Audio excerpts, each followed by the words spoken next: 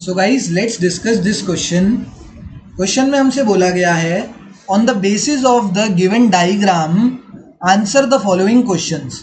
ये अपना बहुत ही ज़्यादा इंपॉर्टेंट क्वेश्चंस है एंड पीपीसी में मैंने तुम्हारे इतने अच्छे क्वेश्चंस डाले हैं कि तुम्हें कहीं से कुछ करने की ज़रूरत नहीं है। पीपीसी इतना ज़्यादा अच्छे से करा देंगे तुम्हें, ठीक है, कि कहीं से कुछ करने की जरूरत नहीं पड़ेगी। कोई भी क्वेश्चन लगा लोगे ना तो तुमसे सारे क्वेश्चन हो जाएंगे पीपीसी के। ऐसे ऐसे क्वेश्चन डाल दिए हैं मैंने पीपीसी में। अब उसकी बाद अब वो छोड़ो, अब फर्स्ट पार्ट में क्या बोला गया है, on the production possibility curve AE। ये जो प्रोडक्शन पॉसिबिलिटी कर्व है पीपीसी है, यहाँ पर ये बोल रहा है if the economy decides to produce 50 million tons of wheat then how many tanks it can produce. अब दो चीज़ें प्रोड्यूस कर रहा है वो, या तो टैंक्स प्रोड्यूस कर रहा है या व्हीट प्रोड्यूस कर रहा है। अब जब वो 50 मिलियन टन व्हीट प्रोड्यूस करेगा तो 50 मिलियन टन कहां पर है, at point E। At point E जो है वो 50 मिलियन टन की प्रोडक्शन कर रहा है। मुझे दिख रहा है साफ साफ कर्व में दिख रहा है 50 मिलियन टन की प्रोडक्शन वो कहां पर कर रहा है, at point E। Point E पर वो 50 मिलियन टन की प्रोडक्शन कर रहा है। तो पॉइंट E पर जब मैंने करस्पॉन्डिंगली देखा कि वो टैंक्स की कितनी प्रोडक्शन कर रहा है, तो पॉइंट E पर मैंने जाकर देखा कि टैंक्स की प्रोडक्शन तो वो 0 कर रहा है। तो इसी वजह से मुझे पता लगा कि पॉइंट E पर उसकी टैंक्स की प्रोडक्शन कितनी है, 0 टैंक्स प्रोड्यूस कर रहा है वो, ठीक है। तो बस आ गया हमारा करेक्ट आंसर। यही तो पूछा है, जब वो व्हीट जो है 50 मिलियन टन्स प्रोड्यूस करेगा तो एट दैट टाइम वो टैंक्स कितने प्रोड्यूस करेगा, तो वो टैंक्स 0 प्रोड्यूस करेगा। तो पहले वाले का तो आंसर आ गया हमारा क्या, 0 टैंक्स प्रोड्यूस करेगा। अब आ जाते हैं सेकंड पॉइंट में। सेकंड पॉइंट में बोला है if there is growth in resources what will happen to the PPF. PPF will shift, rightward shift हो जाएगा PPF, rightward shift of PPC या पीपीएफ बोल लो, ठीक है। राइटवर्ड शिफ्ट क्यों होगा, क्योंकि हमने ये चीज पढ़ रखी है। राइटवर्ड शिफ्ट दो रीजंस की वजह से होता है, या तो टेक्नोलॉजिकल एडवांसमेंट आ जाए, ठीक है, पहला या तो टेक्नोलॉजिकल एडवांसमेंट आ जाए, या दूसरी चीज रिसोर्सेज के अंदर ग्रोथ आ जाए, रिसोर्सेज क्या हो जाए, इंक्रीज हो जाए। तो यहाँ पर टेक्नोलॉजिकल एडवांसमेंट तो नहीं है बट रिसोर्सेज जो है वो ग्रो हो रहे हैं, रिसोर्सेज के अंदर इंक्रीमेंट आ रहा है। तो there is rightward shift of PPC.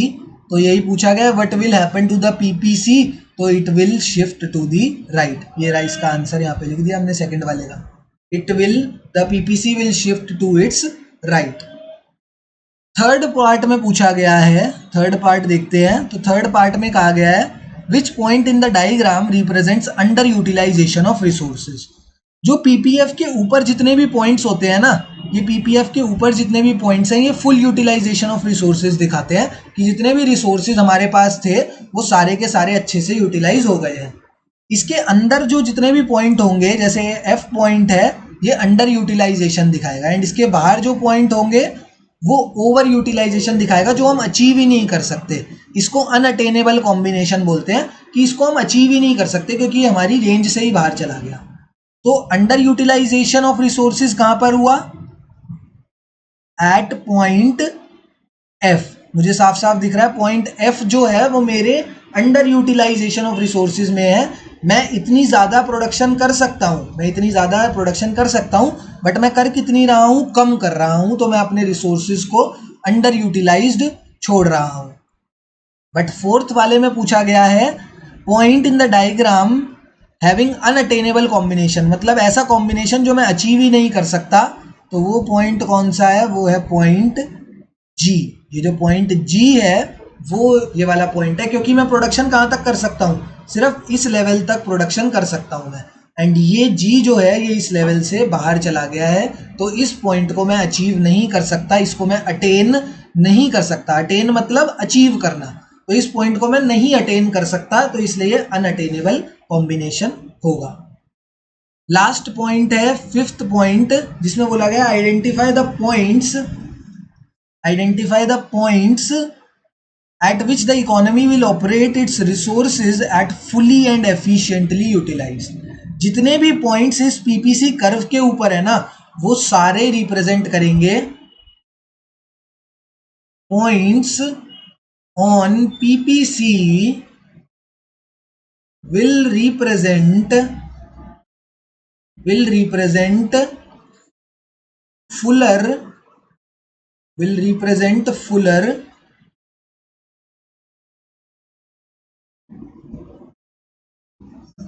fuller utilization, अरे यार स्पेलिंग ही गलत है, fuller utilization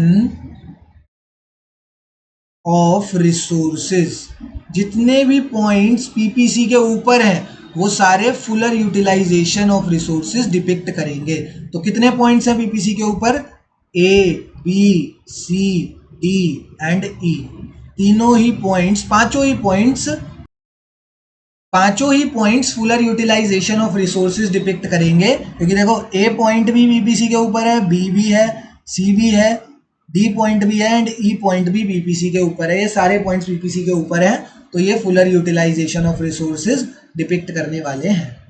ठीक है, बहुत अच्छा क्वेश्चन था, ध्यान से समझना है एंड ध्यान से करना। Thank you.